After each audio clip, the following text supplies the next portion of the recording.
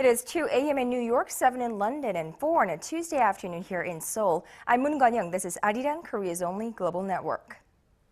The Japanese government has made fresh territorial claims to the Korea-controlled Dokdo Island. Now, Tokyo's move to revise school textbooks and teaching manuals with the false claims deals yet another blow to the extremely sour ties between the two countries. Our Eoh Jin-joo starts us off. How much worse can Korea-Japan relations get? The Japanese government has decided to define the Korea-controlled Dokdo Island and the disputed island chain in the East China Sea as its own territory in a manual on government guidelines for teachers and middle and high school textbooks. With regard to Dokdo, the manual includes a statement that Korea is, quote, illegally occupying Takeshima, which is what Japan calls the islets, and, quote, the Japanese government is protesting against such action. On the East China Sea islands, Tokyo says it is, quote, effectually controlling the island chain and there is no territorial disputes to resolve. Japanese Education Minister Hakubun Shimomura said it is natural for a country to properly teach its inherent territory. The manual contains government guidelines for teaching and has a major influence over the textbook screening process, as there is a regulation forcing all textbooks to follow the manual.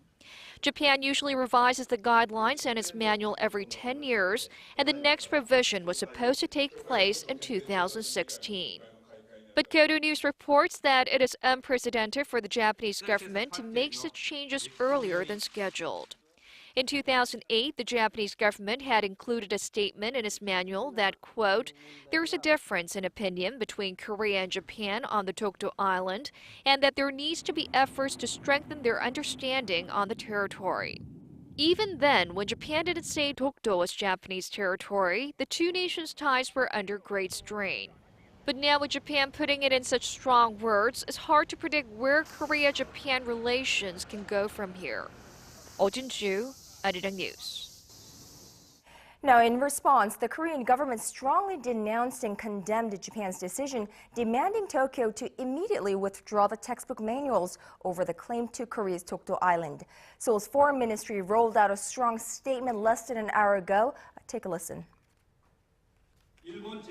The Japanese government keeps making false claims to Dokdo Island, which was the first victim of Japan's imperial aggression. Its decision to teach this false claim to the next generation vividly demonstrates how it clings to its bad habit of distorting history. It also denies its own insistence that it has broken away from the past after the war. Now, Seoul's foreign ministry has also summoned Japanese ambassador to Seoul, Koro Bae-seo, to make an official protest against Tokyo's new teaching guidelines to strengthen claims in Dokdo Island. And we will have more as the story develops in our later newscast. With tensions in Northeast Asia rising over Japan's refusal to acknowledge its wartime atrocities, Germany, Poland, and other countries around the world held ceremonies to remember the victims of the Holocaust and ensure that such horrors are never repeated. Son Jung-in reports. Germany's parliament held its annual ceremony to mark International Holocaust Remembrance Day on Monday, with government representatives and guests from other nations.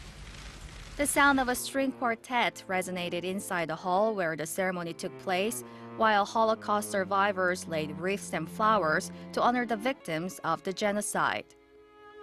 Monday's commemorations come 69 years after Soviet soldiers swept into Auschwitz, the former death camp in Poland, to liberate the roughly 7,000 people still interned there. German lawmakers expressed their sympathy for the survivors who are still suffering in the aftermath of the war. Never should anyone be discriminated against or threatened by differences in political beliefs, religion, or gender. Germany no longer acknowledges prejudice against other ethnic groups. Russian author and Holocaust survivor Daniel Granin, who was transported to Auschwitz in 1944 after a Nazi siege, was invited to describe his memories of the horrific experience. It took me a long time to forgive Germany. That's how horrendous a war is. It's stained with blood. Many people toured the Auschwitz compound, including officials from the Israeli parliament, who visited the site to remember its liberation by Russian soldiers in 1945. Germany has since apologized for the suffering inflicted by its troops and said they feel for the survivors who are still dealing with the consequences of war. Son Jung-in, ARIRANG News. Now, amid seemingly thawing relations between the two Koreas, South Korea Monday proposed holding a fresh round of reunions for families separated since the Korean War in the third week of February. Seoul also suggested holding working-level talks Wednesday, tomorrow that is, to fine-tune the details of the event. So do we have a response from the North yet? For that, let's go live to our correspondent Hwang Sung-hee at the Unification Ministry. Sung-hee.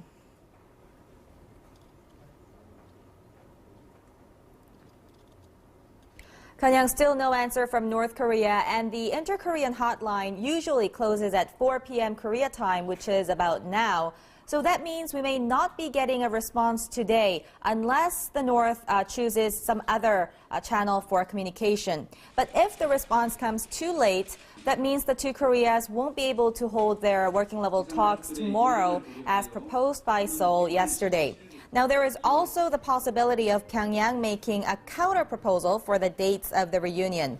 The dates that Seoul proposed are from February 17th to the 22nd, which is right before it begins its joint military drills with Washington. Experts say North Korea may ask to schedule the reunions during the military exercise to pressure the South to cancel the drills or scale them back. Nonetheless, the Unification Ministry said if the North proposes a different date for justifiable reasons, it is willing to put this under consideration. Kanyang? Right, Sang-hee, so if we do not hear from them, from North Korea today, working-level talks for tomorrow will be ruled out, obviously. And now we're also hearing that North Korea actually called in South Korea to stop a West Sea naval exercise scheduled for this afternoon.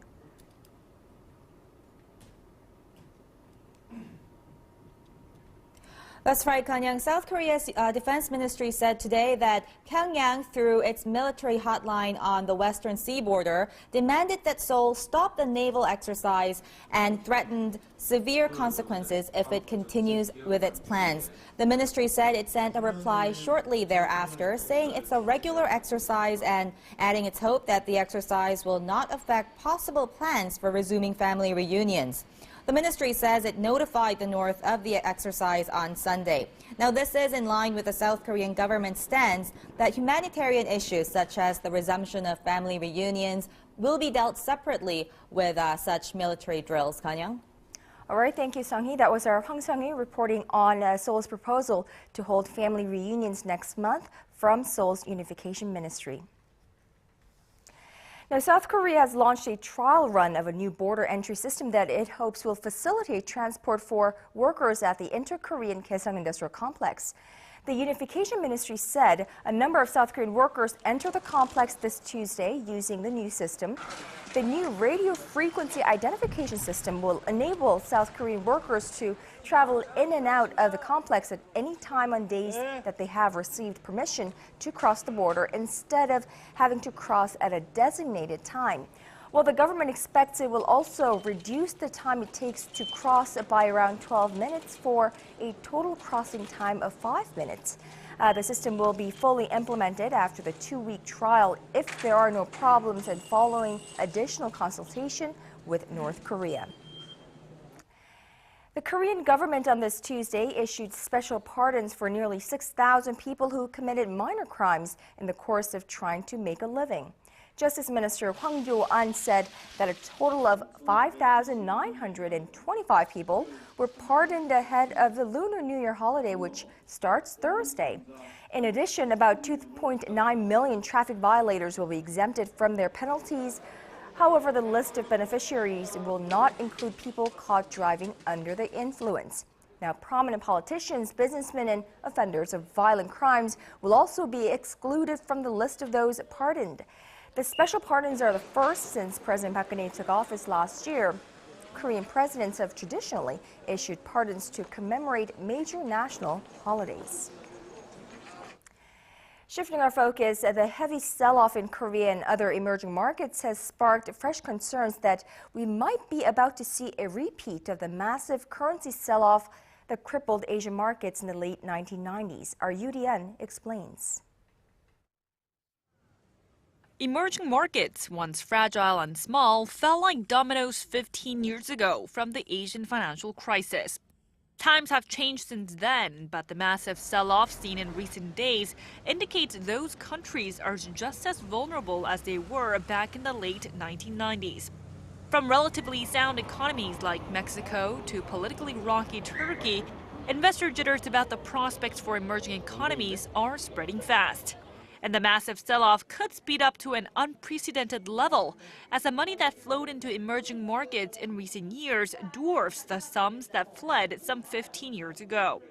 Huge amounts of cheap cash from the U.S. Federal Reserve's massive stimulus program have flowed into emerging markets in recent years, hunting for higher returns. Now that the Fed is poised to further scale back its stimulus, that flow is rapidly reversing. But unlike last year, this year's sell-off is being exacerbated by local factors. The Turkish situation has nothing to do with South Africa. That has nothing to do with the Ukraine. That has nothing to do with the slowdown. Partially we're seeing in China, Thailand. But when you add them up, it looks like a crisis. Now, the problem with them being all very different is there's no single solution. With concerns looming over a foreign exchange crisis in Argentina and the Turkish central bank's ability to keep interest rates low, emerging economies are bracing for even greater outflows in the coming days and weeks. UDN, ARIRANG News. However, shares in Seoul seem to be faring well, at least for today. The local stock market ended higher on this Tuesday, off a 5-month closing low the previous day, buoyed by strength in the auto and telecom sectors ahead of the U.S. Federal Reserve's 2-day policy meeting this week. At the closing bell, the benchmark Kospi was up more than 0.3% at 1917, recouping some of the 1.6% slide of the previous session. The tech-heavy Kosdaq was finished the day in positive territory by just about that much, while on the foreign exchange counter, the Korean currency closed stronger against the greenback at roughly 1,081 won.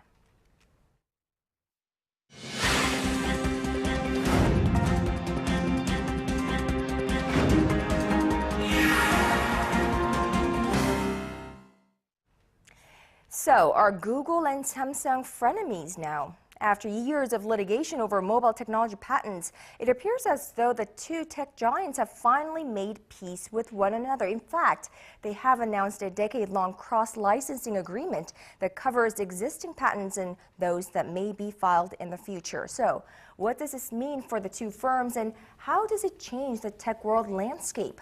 Joining us live in the studio to discuss the issue is Dr. Kim Byung-joo, head of KLP Consulting and our regular commentator on this program.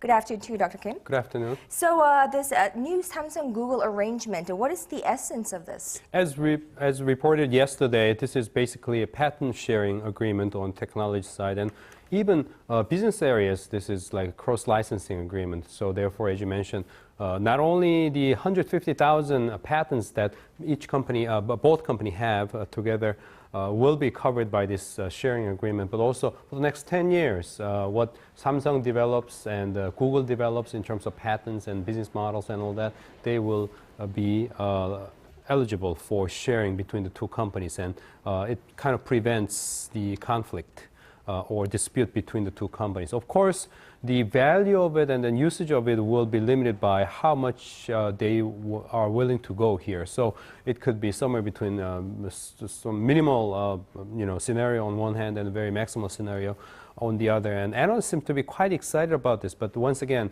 the value of this agreement will entirely depend upon how those companies are willing to use. But what's exciting about Samsung, for instance, is that because Google has acquired Motorola 2011 for the price of $12.5 billion US. Now Samsung has access to the Motorola originated patents as well. So potentially this is a very exciting arrangement. No, however, Samsung already has an existing alliance with companies like Nokia or Microsoft. How does this one differ from those? The difference is this one is very comprehensive and it covers pretty much all areas, unlike other previous arrangement with other competitors, as you mentioned, like Nokia or SK Hynix, Microsoft, and so on.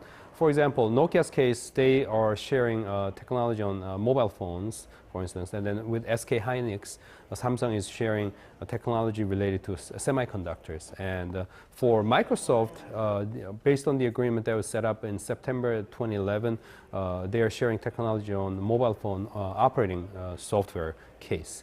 And for Kodak, for instance, Samsung has a sharing agreement on camera-related technology. So these arrangements in the past are all kind of like based on the idea of give and take, specific give and take, and on a specified areas. But this one with Google is very comprehensive, very open, and covers pretty much all areas.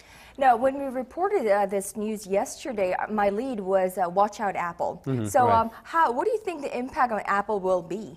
Well, analysts are all saying that now Apple seems to be quite isolated, kind of cornered by this grand coalition, sort of like it reminds us of this old history of great wars in a way, where the different countries align against one another. But Apple seems to be the only one kind of like left behind here.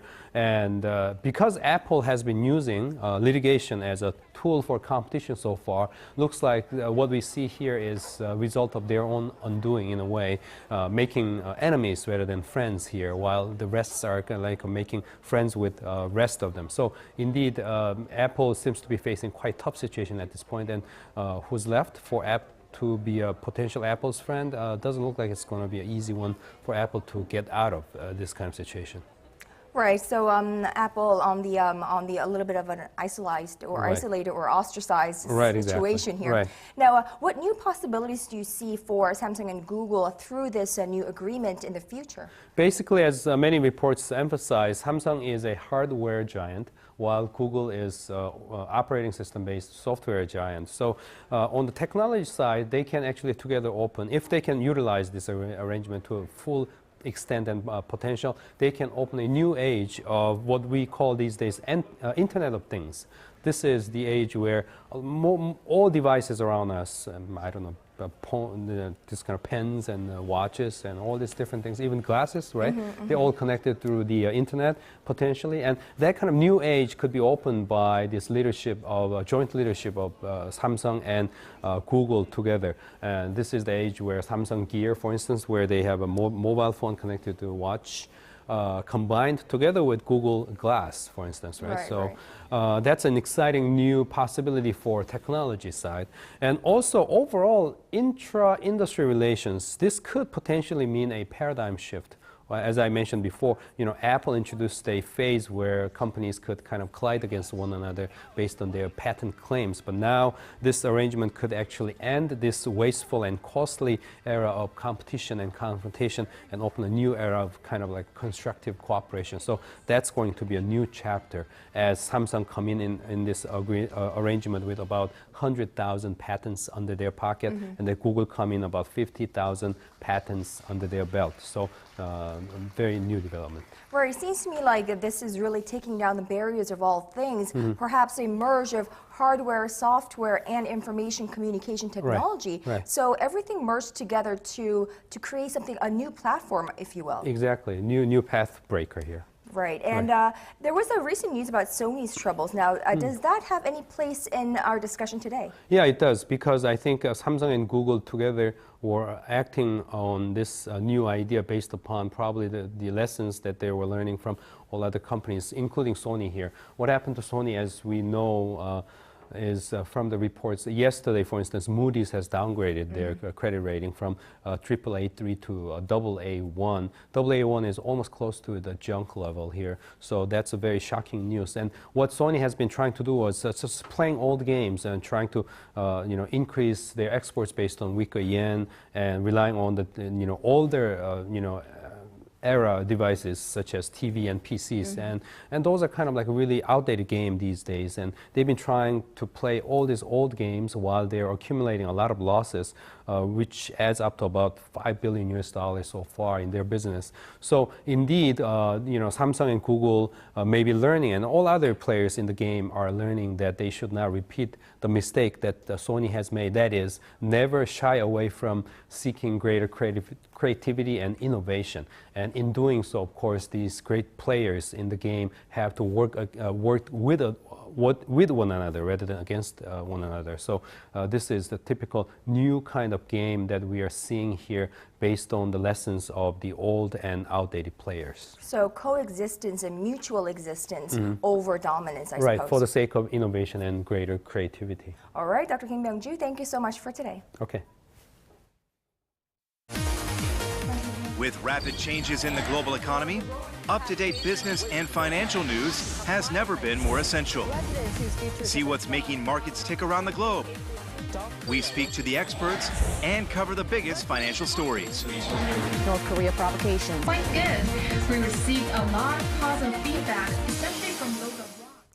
Now, more and more people in Korea are falling ill with a severe bout of the flu, and you can count myself in that as well. With the young students heading back to school after the winter break, there are concerns the number of cases could skyrocket in the coming days. Our Kim Ji-yeon reports.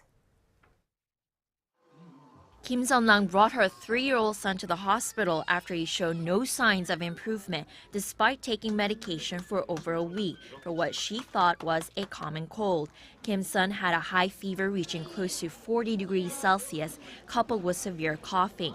The hospital confirmed he'd come down with pneumonia, a much more serious illness. I was alarmed when the hospital said he had pneumonia.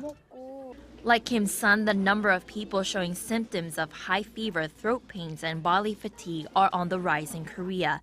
Last week, around 30 people came down with a severe case of the flu, and a flu warning was issued last month over 3 strains, including the potentially deadly H1N1 virus.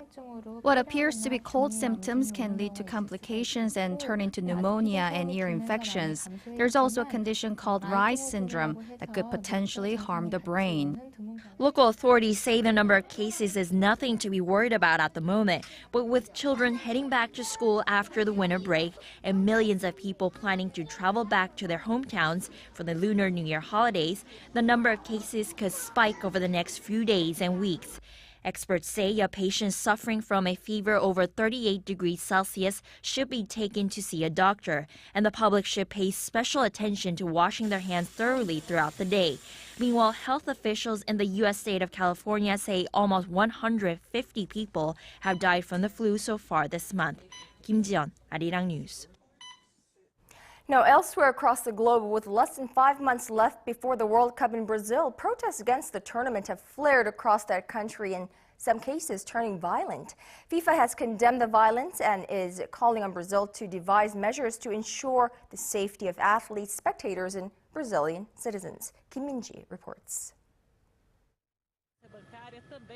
Mass protesters smashed shop windows in Sao Paulo while others set a passing car on fire. More than 2,000 people have taken to the streets since the weekend in major cities across Brazil to rally against the high cost of staging the World Cup. Waving flags and banners, the protesters shout, "There will be no cup." Violence broke out as police clashed with protesters who attacked cars and vandalized bikes. Police used tear gas guns to disperse the crowds and detain more than 100 demonstrators, while one protester was shot.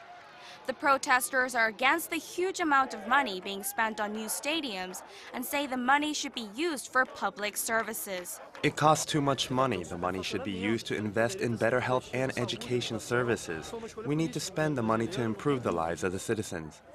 The protest was planned by activist group Anonymous, which has been holding rallies across the nation since the Confederations Cup last June. Back then, about 1 million people took to the streets in cities across Brazil to speak out against government corruption and poor public services, while the nation spends billions on the World Cup. Meanwhile, Brazilian President Dilma Rousseff convened an emergency cabinet meeting to come up with countermeasures. FIFA says it respects people's right to protest peacefully, but has condemned the violence and called on the Brazilian government to take steps to ensure the safety of players and the spectators. The World Football's governing body has already warned Brazil to speed up its preparations for the tournament. The World Cup will kick off in Sao Paulo on June 12th. Kim Min-ji, ARIRANG News. And here now is a look at the weather conditions in your neck of the woods.